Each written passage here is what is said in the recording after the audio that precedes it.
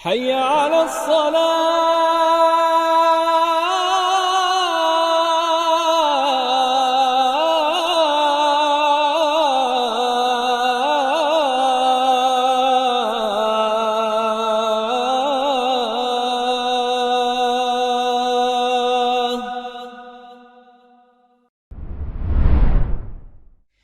Bismillahirrahmanirrahim. Innal hamdalillah wassalatu wassalamu ala Rasulillah wa ala alihi wa sahbihi ajma'in. Amma ba'du. Qala al-muallif rahimahullahu ta'ala wa yasihhu dhamanu ad-duyuni al-mustaqirrah fi dhimmati idza ulima qadruha wa li sahibil haqqi mutalabah man syaa min ad-dhamin wal madmuni anhu idza kana ad-dhamanu ala ma bayyana ما بينا. طيب sampai dulu. Bismillahirrahmanirrahim. Alhamdulillahi rabbil alamin wassalatu wassalamu ala sayyidil mursalin wa ala alihi wa sahbihi ajma'in. Amma ba'd. Insyaallah kita melanjutkan kajian kitab Matan Abu Syuja', masuk ke dalam bab al-buyu' atau kitab al-buyu' fiqh muamalah. Dan pembahasan kita kali ini insyaallah berkaitan dengan atau dengan tema ad-dhaman, yaitu jaminan. Dan dhaman asalnya dari kata dhimn, ya, dhimn, jaminan kalau bahasa kita, jaminan, ya. Dia adalah dhammu dhimmatin ila dhimmatin, yaitu menggabungkan suatu tanggungan ke tanggungan. Dan sebagian ulama mendefinisikan dhaman itu dengan definisi iltizam, yaitu mengiltizamkan, melazimkan diri, ya, melazimkan diri. Jadi definisi dari dhaman itu sendiri adalah iltizam, ya, melazimkan adanya dhimmah, ya, iltizamu dhimmatin ala ma wajaba au ma sayajibu ala ghairihi. Iya gitu. Ngerti enggak? Jadi bahasa Arabnya coba antum tulis dulu, antum tulis. Iltizamu dhimmatin ala ma wajaba au ma sayajibu ala al-ghair.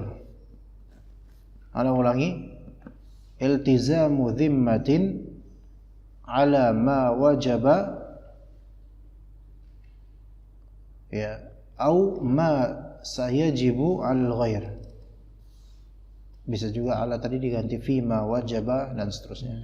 Fi ma wajaba au ma sayajibu al ghair. Apa itu artinya? Kita pahami dulu ya teman, jaminan ya. Tadi iltizamu dhimmah, melazimkan dhimmah, mengharuskan adanya tanggungan, melazimkan tanggungan, ya, melazimkan tanggungan dalam hal yang telah wajib atau hal yang akan menjadi kewajiban atas orang lain, atas pihak lain. Jaminan. Oke? Dengan contoh antum akan paham nanti insyaallah. Namanya iltizamu dhimmah, yaitu melazimkan dhimmah, tanggungan. Tanggungan dibebankan kepada pihak lain, ya. Dan hal yang ditanggung itu entah hal yang telah menjadi kewajiban atau yang akan menjadi kewajiban. Ana kasih contoh. Ala ma wajaba, hal yang telah menjadi kewajiban. Ini contoh ya. Ana orang Cilangkap. Antum orang Cipayung. Sama sebenarnya. Ya, malah antum lebih ini kecamatan soalnya Cipayung itu. Nah, ada pasar lah di sini. Di situ ada tukang sayuran. ya apa ya, jual ikan, jual buat emak-emak biasanya ngeriwung di situ. Ya, ternyata antum ada di situ. Antum diminta istri antum untuk belanja walaupun belum punya istri. Ya, dan banyak belanjaannya. Listnya banyak, tuan. Setelah dihitung-hitung, ya, setelah dihitung-hitung ternyata kurang uang antum. Belanjaan total 400.000, antum cuma bawa 50.000. Ya, ini kebangetan ya, Bang. Ya, semoga Allah beri hidayah pada antum. Nah, antum bilang, udah Bu, saya bawa dulu ini. Ntar saya balik ke rumah, saya balik ke sini nanti, saya kasih sisanya 350.000. Ibu tukang sayur ngotot, nggak bisa Pak, saya nggak mau kayak gitu. Bapak bayar dulu, baru saya kasih nih barang-barangnya. Jadi barang-barang masih di-keep oleh ibu-ibu pedagang sayur tadi, paham nggak? Nah. Jadi antum kemudian mikir, aduh gimana ya? Ya mana? Nah, jadi tadi apa? Antum kan butuh itu barang. Mau jalan, ya Allah, jauh lagi. Ntar jalan lagi, balik lagi, repot lagi, capek banget. Ya, udahlah gimana ya? Terus Anda datang, ya. Anda juga mau beli sayur juga. Bedanya Anda pakai motor dan Anda punya istri. Nah, kemudian Anda lihat ada apa nih ribut-ribut? Ada pedagangnya, ini Pak Ustadz, Bapak ini kurang duitnya 350.000 dan dia mau bawa dulu ini barang terus nanti bakal di ini. Saya nggak mau, nggak ada penjaminnya kok gitu loh. Ntar kalau misal dibawa kabur gimana? Nggak balik lagi gimana? Kemudian anak kemudian bilang, oh gitu, udah nggak apa-apa, udah saya yang jamin. Udah kasih, saya yang jamin. Dan ibu itu kenal sama anak kenal sama ibu karena udah langganan biasa. Ntar saya jamin 350.000 nya sekalian nanti saya bayarin. Oh gitu. Nah ini berarti apa? Melazimkan beban tanggungan kepada selain pemilik tanggungan aslinya, gitu kan ya? Kepada anak kan bebannya kan? Kira-kira antum ridho nggak kalau ditanggung gitu? Bukan ridho lagi ya, bisa bilang makasih Ustaz, kalau bisa sering-sering kayak gini Ustaz ya. Anda bilang kurang ajar nih orang. Ya. Nah, begitu. Ya. Jadi Anda jamin antum. Tapi ini jaminannya hal yang telah menjadi kewajiban atau hal yang akan menjadi kewajiban? Hal yang telah menjadi kewajiban bagi antum atau akan menjadi kewajiban sebenarnya? Telah menjadi kewajiban karena antum kan udah beli. Maka telah wajib atas antum bayar kan? Telah wajib atas antum bayar. Paham ya? Itu contoh ala ma wajaba. Tapi bagaimana ma sayajibu, yang hal yang akan menjadi kewajiban? Hal yang akan menjadi kewajiban, contoh. Antum mau beli makanan. Kayak Anda pernah ceritain ke antum kalau nggak salah ya waktu Anda di Indramayu di rest area pulang ke Jakarta, masih SMA waktu itu, pulang dari Alirsat sekolahan dari pesantren, dan Anda nggak punya duit lagi dan belum makan pagi karena itu banjir ketika itu dan macet, bis terlambat banget ya. Maka Anda diam di warung orang, yang lain pada makan, Anda tafakur, ya. Nggak punya duit Anda waktu itu, masih SMA. Duit ada, tinggal berapa belas ribu doang buat ongkos nanti di Jakarta. Seseorang nawarin ke Anda, lu mau gorengan? Paham gak? Nah misalnya Anda kemudian bilang, duh ya Allah lapar ya Allah gitu kan. Ada orang dengar, dia bilang, kamu lapar? Udah ambil aja, saya yang bayarin.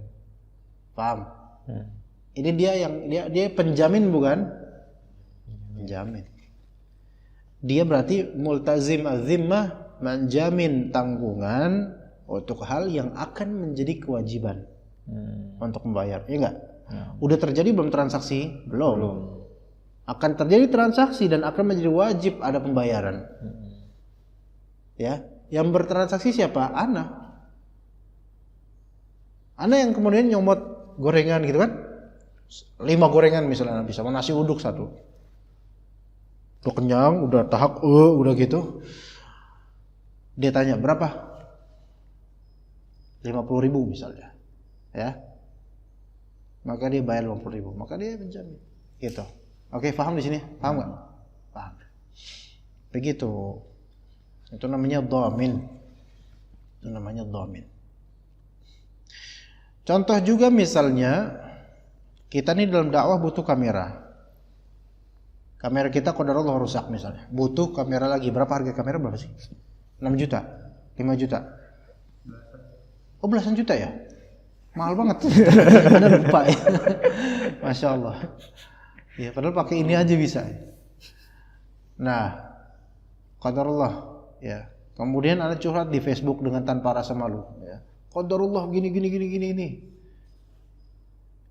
Akhirnya ada orang bilang, "Oke Ustaz, Anda WhatsApp antum. Fadhol Ustaz, antum beli manapun yang antum mau dari kamera, insyaallah Anda akan bayarin buat antum." Tapi ini penjamin bukan? Nah. Dia terbebani enggak dengan itu? Ada beban enggak? Ada beban. Dia menjamin beban atau tanggungan tersebut untuk hal yang telah terjadi atau yang akan terjadi? Akan terjadi, akan menjadi wajib nanti jadinya, wajib bayar, gitu ya. Itu dhaman, penjamin atau jaminan, penjaminan. Ya gitu ya. Nah, orang yang menjamin disebut sebagai dhamin. Disebut sebagai dhamin. Jadi orang yang menjamin disebut sebagai dhamin. Nah, kemudian ada juga orang yang dijamin, yaitu madmun anhu. Madmun anhu. Paham? Nah. Orang yang diberi bayaran atau sahibul haq, pemilik hak, itu namanya madmun lahu. Barang yang jadi jaminan atau yang dibayar adalah madmun fihi. Pahami baik-baik. Nanti ketukar. Pahami atau antum catat atau di benak. Dhaman itu perbuatan ya. Dhaman itu perbuatan. Oke, dhaman itu perbuatan. Ini anak agak pelan-pelan karena yang dengar juga nanti ibu-ibu. Ya. Ini kajian ibu-ibu aslinya. Tapi ibu-ibu Masya Allah semangat ya, untuk mengkhatamkan kitab walaupun enggak khatam-khatam. Dhaman itu adalah akadnya atau perbuatan menjamin ya, penjaminan itu dhaman. Ya. Kemudian dhamin itu orang yang memberikan jaminan. Dia yang terbebani dengan jaminan tersebut. Oke? Kemudian pihak berikutnya, orang yang enak dapat jaminan, yaitu madmun anhu. Madmun anhu. Ya, madmun anhu. Orang yang dijamin terhadapnya, dia dapat jaminan. Kemudian orang yang mendapat setoran jaminan itu, madmun lahu, atau dia disebut sahibul haq, pemilik hak. Ngerti? Pemilik hak. Lebih enaknya sih sahibul haq aja, biar lebih bisa beda gitu. Kemudian barang yang ditransaksikan atau barang yang dijamin adalah madmun fihi. Oke. Kayak tadi misalnya Dika mau beli sayur kan, kurang duitnya 350.000, dia cuma bawa 50.000, belanjaan banyak bawa 50.000 gitu loh. Anehnya begitu. Atau mungkin ketinggalan kali ya. Karena kebiasaan online jadi seperti itu, ya. Biasa online, di tukang sayur bilang, bisa gesek nggak Bu? Ya tukang sayur tersinggung, gesek apa maksudnya nih, gitu kan? Nggak ada di sini pakai online transfer gitu. Nah sekarang Anda datang, baik. Anda menjamin, perbuatan menjamin namanya apa? Doman. Siapakah domin di sini? Antum. Ana. Karena Anda menjamin. Jika antum yang dijamin, yang mendapatkan kemurahan dari Ana, antum apa namanya? Madmun anhu. Madmun anhu. Tukang sayur, madmun lahu. Atau disebut sebuah sahibul haq. Dia berhak gak tukang sayur itu mendapatkan 3,5 lagi? Ya berhak kan, ya harus dibayar. Nah kemudian sayuran dan juga uang dan juga itu madmun fihi. Hal-hal yang jadi jaminannya. Gitu. Ya jaminan gak mesti uang, kadang-kadang jaminan hal lain gitu loh.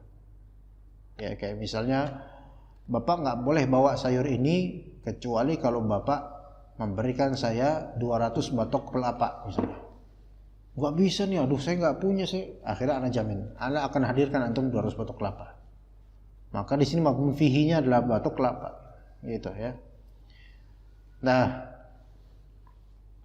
di sini baru kita akan mulai membahas sedikit dalil, ya.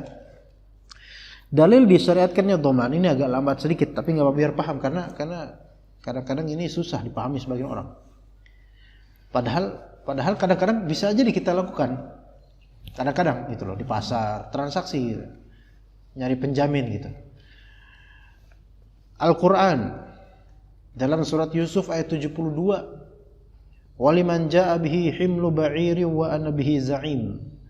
Za'im itu dhamin. Aku yang akan menjamin dia. Ya, tinggal buka aja suratnya atau akan lihat nanti kisah Nabi Yusuf alaihissalam beserta saudara-saudaranya. Kemudian juga di hadis ada pula di sini hadis yang agak panjang tadinya, agak panjang. Kemudian Nabi SAW dihadirkan jenazah itu berapa kali gitu. Sekarang dihadirkan jenazah berikutnya. Maka orang-orang bilang, ya Rasulullah, salati jenazah ini ya Rasulullah, jadikan imam salat jenazah ini.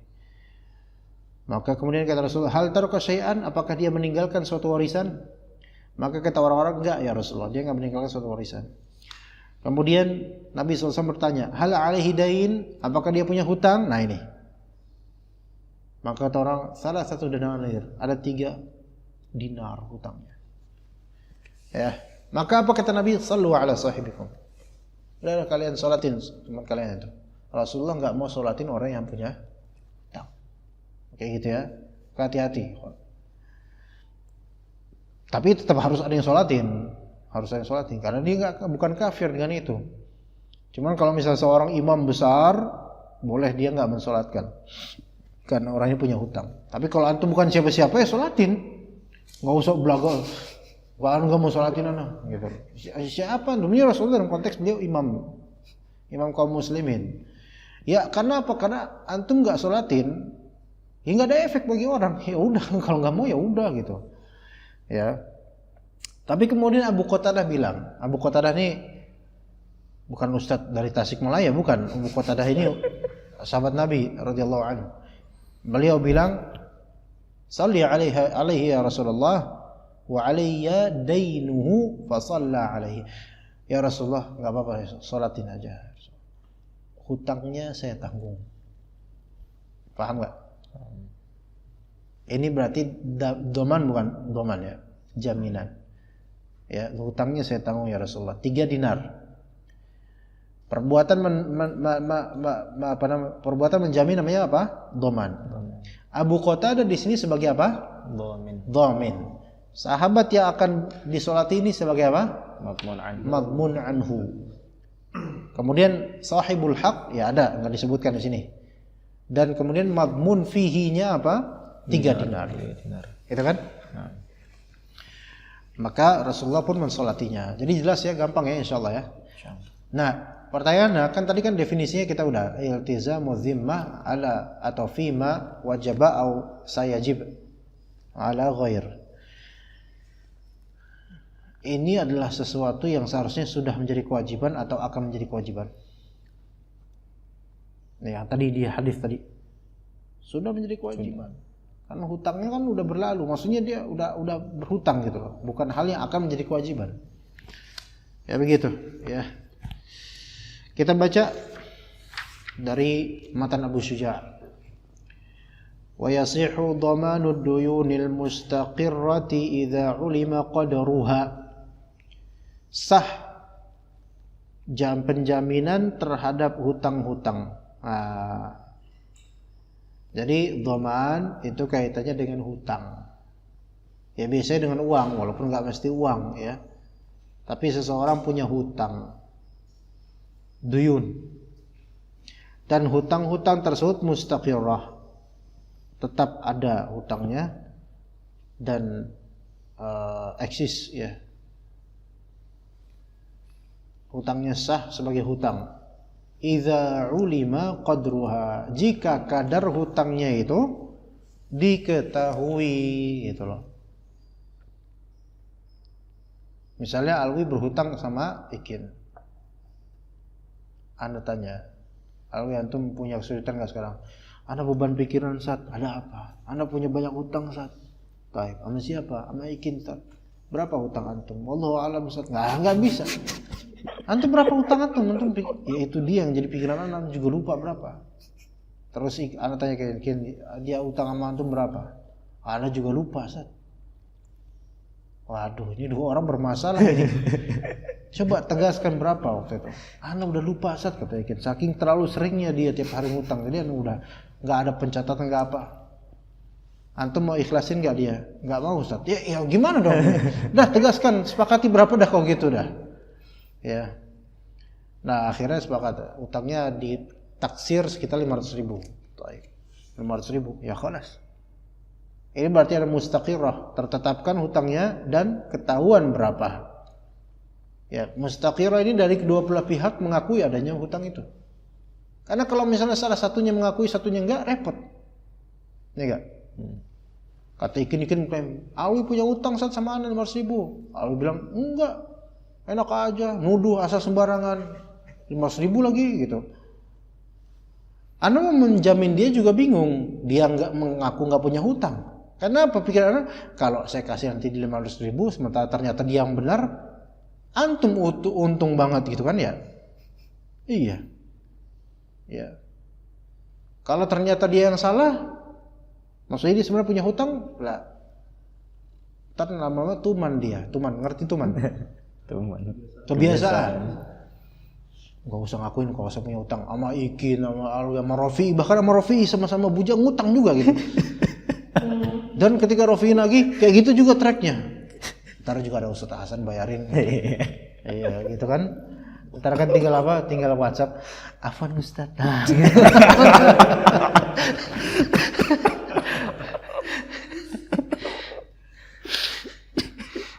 Kan gitu kan.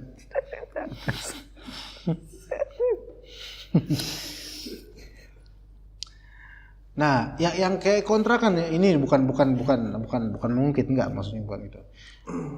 Biasanya bayar kontrakan tanggal berapa? Normalnya, standarnya tanggal 11. Itu udah longgar banget loh itu. Tanggal 11 paling akhir ya. Nah, Anda udah nanya dari antum sejak tanggal 1 atau sejak sebelum tanggal 1 Anda nanya. Alwi antum kontrak udah bilang belum Ustaz. Baik. Anda jamin 600.000. Nah, ini apa? Doman bukan? Doman. Untuk hal yang telah wajib atau yang akan wajib? Akan wajib. Gitu kan? Tapi kalau misalnya antum udah afwan Ustaz, udah tengah bulan Ustaz gini-gini, udah menjadi kewajiban berlalu kan? Maka itu hal yang telah menjadi kewajiban. Ya. Ya. Jadi kadarnya harus ketahuan, jangan enggak ketahuan terus asal menjamin aja.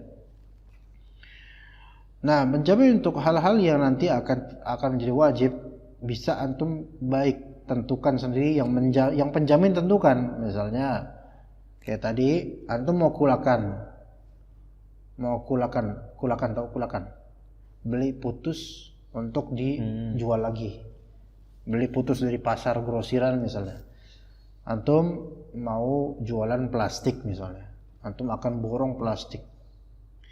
Tapi antum bingung, ya Allah, ana mau nggak punya duit juga buat jualan. Ana dengar curhatan antum, ya.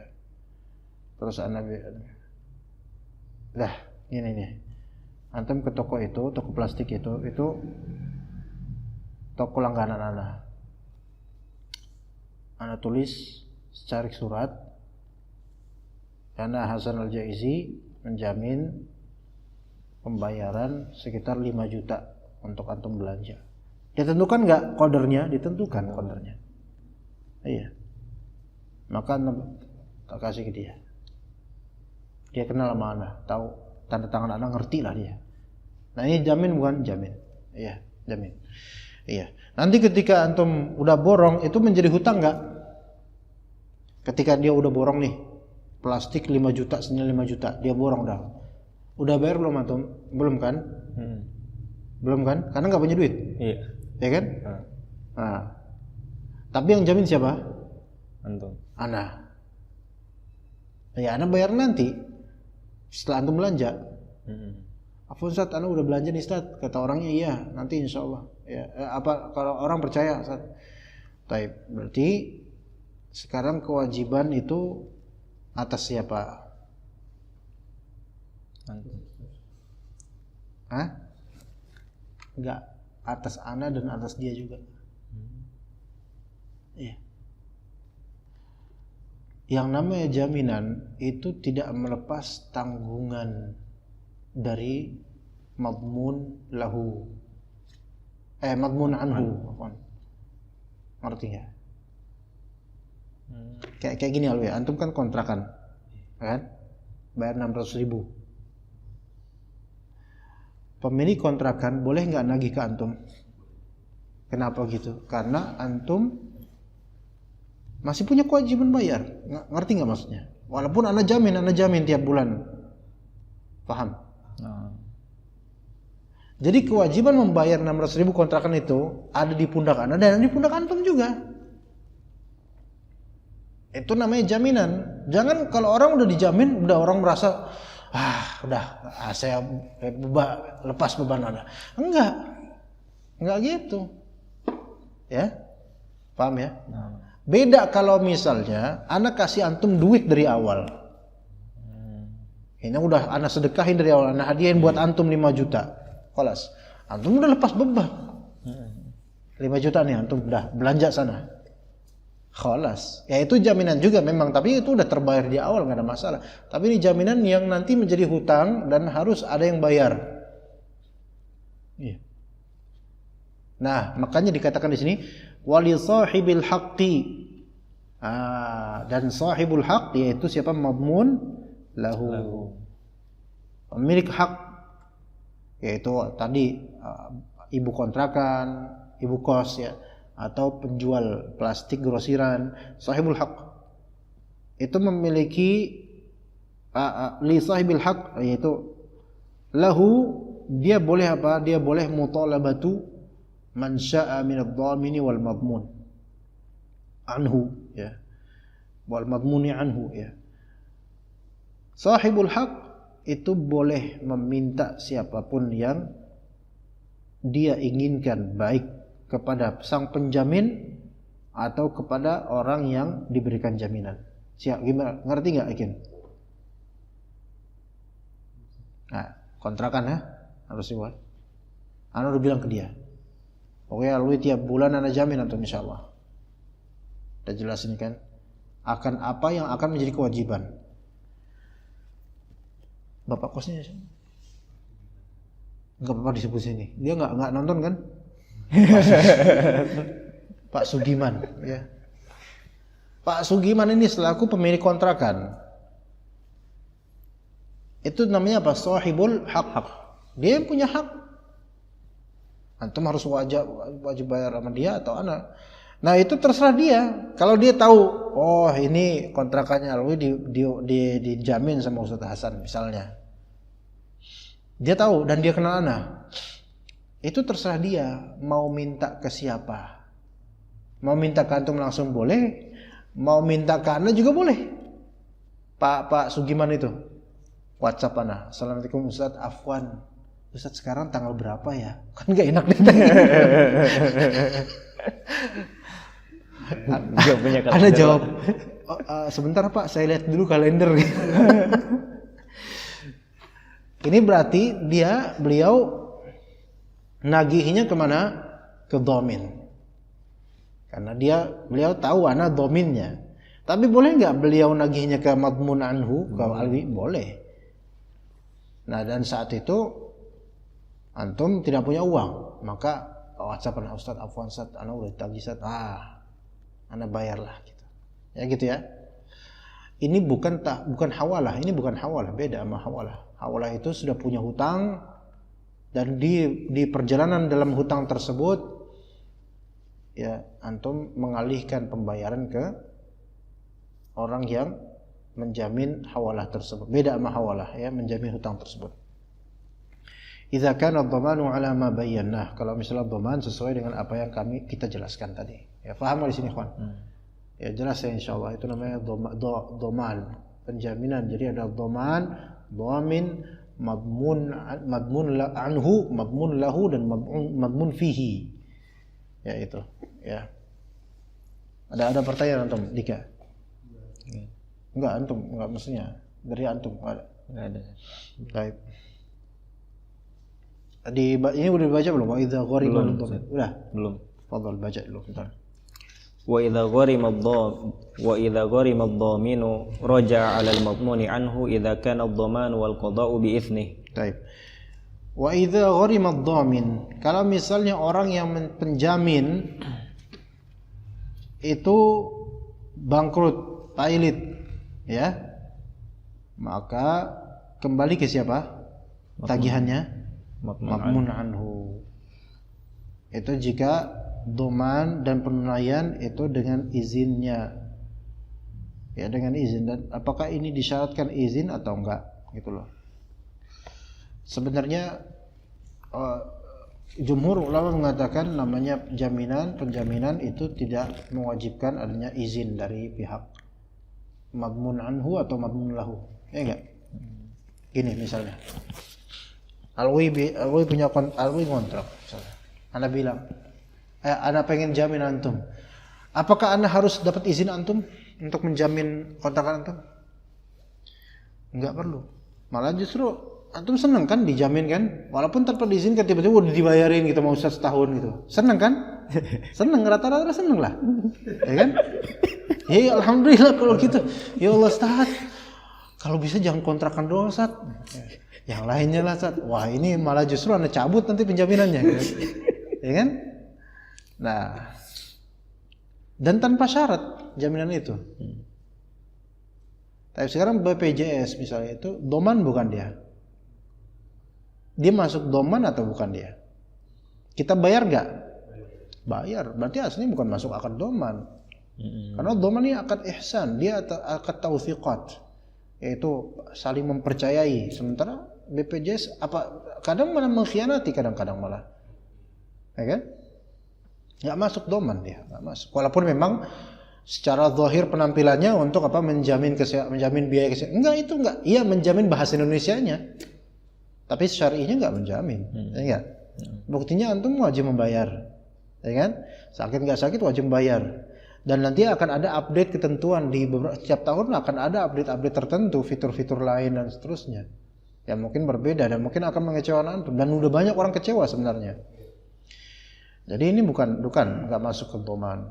Ya, dhaman itu betul-betul murni ihsan. Dia masuk ke dalam bab ihsan dan sedekah, tapi dengan mekanisme seperti ini. Nah, dhaman ini tidak mengharuskan adanya izin dari pihak madmun anhu atau madmun lahu. Ngerti enggak? Kayak tadi Alwi, apakah ana harus izin ke antum untuk membayarkan untuk antum? Ya harus. Bahkan kalau surprise antum lebih senang. Tiba-tiba pas membayar kontrakan di bulan November, kata Pak Sugimannya udah dibayar setahun sampai 2022. Antum seneng nggak kayak gitu? Malah nunda nikah wah gitu saking senengnya. Wah, alhamdulillah gitu kan. Ya Allah, jazakallah, langsung WhatsApp misalnya ya. Dan juga pihak madmun lahu sahibul haq, pemilik kontrakan Pak Sugiman, Anda harus minta izin nggak sama dia? Pak, maaf nih, saya izin mau menjamin kontrakannya Alwi bayarnya. Nggak harus. Malah dia kan bayar aja, gitu kan ya. Tapi sebagian ulama mengatakan dalam beberapa konteks boleh jadi izin itu harus ada dari pihak madmun anhu. Kadang-kadang ya, karena bisa jadi penjaminan ini dikhawatirkan, ditafsirkan sebagai ihanah, merendahkan orang yang diberikan jaminan. Ngerti nggak? Iya. Kadang-kadang bisa gitu loh. Bisa. Ya kan? Ya, misalnya lagi makan banyak nih, ya, lagi makan, kemudian ada kan orang kaya, masya Allah gitu, punya duit dan insya Allah bayar banyak. Tiba-tiba Alwi lagi habis makan, tiba-tiba Alwi ngebayarin. Dan hal tersebut membuat kasak kusuk di antara ikhwan misalnya. Ya bisa jadi. Ya kadang-kadang ada orang seperti itu. Kadang-kadang ada orang nggak mau dibeliin gitu aja, ada. Iya, pokoknya adalah konteks-konteks seperti itu. Ya, ada banyak hal pokoknya. Ya, susah kalau dicontohkan di sini. Tapi di kehidupan kita kadang-kadang menemukan hal seperti itu. Nggak mau jangan jamin lu, antum bilang dulu ke beliau kira-kira berkenan nggak dijamin ini. Misalnya Ustadz diberikan rumah, ya, atau tiba-tiba Ustadz diisi tokennya 2 juta. Itu sampai berapa lama itu 2 juta token listriknya? Atau tiba-tiba Ustadz dikasih pulsa tiba-tiba, atau dan seterusnya jaminan dari fulan. Kadang-kadang Ustadz itu merasa apa? Ada Ustadz yang memang tawadu dan zuhud. Allah jangan, ya akhi jangan, afwan jangan. Jadi ngerasa nggak enak Ustadznya malah jadinya nanti. Makanya seperti ini tanya dulu. Afwan Ustadz, ana ada kelebihan rezeki, boleh nggak ana membelikan antum ini. Begitu. Gitu kan, kalau antum mau beliin ana, tanya dulu. Iya. Ya walaupun ini kayaknya nggak mungkin sih, tapi kan siapa tahu, ya kan? Ya mudah-mudahan manfaat insyaallah. Wassallallahu ala nabiyina Muhammad wa ala alihi wa sahbihi ajma'in. Subhanakallahumma bihamdika asyhadu an la ilaha illa anta astaghfiruka wa atubu ilaik.